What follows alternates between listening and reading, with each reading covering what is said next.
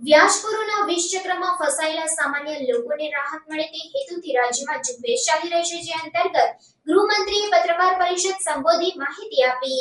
વ્યાજખોરોના વિષચક્રમાં ફસાયેલા સામાન્ય લોકોને રાહત આપવા સરકાર જે ડ્રાઈવ ચલાવી રહી છે તેને લઈને માહિતી આપતી પત્રકાર પરિષદ ગૃહ રાજ્ય મંત્રી હર્ષ સંઘવી દ્વારા સંબોધવામાં આવી.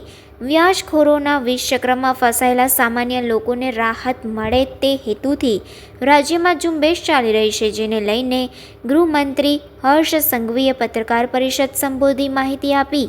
ગયા વર્ષે 841 કેસ કરાયા હતા, જેના આરોપી પણ પકડાયા છે, જ્યારે આ વર્ષે સરકારનું ફોકસ 1 થી 5 લાખ સુધીની ડાયરીથી વ્યાજે આપેલી રકમ પર છે, જેના માટે 10 દિવસમાં 134 ફરિયાદ દાખલ થઈ ચૂકી છે, જેમાં 226 લોકો પકડાયા છે.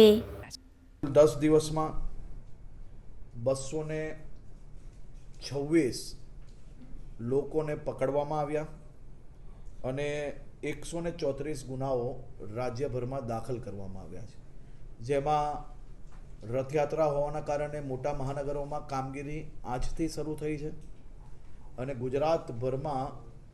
ગુજરાતના તમામ જિલ્લાઓમાં આ વ્યાજખોરીના વિરોધમાં આ અભિયાનમાં આ પરિવારોને ન્યાય અપાવવાની કામગીરીની એક અભિયાન ચાલુ કરવામાં આવ્યું છે. કુલ મળીને 568 લોક દરબારો ગોઠવવામાં આવ્યા, જેમાં 32,692 લોકો હાજર રહેલા હતા.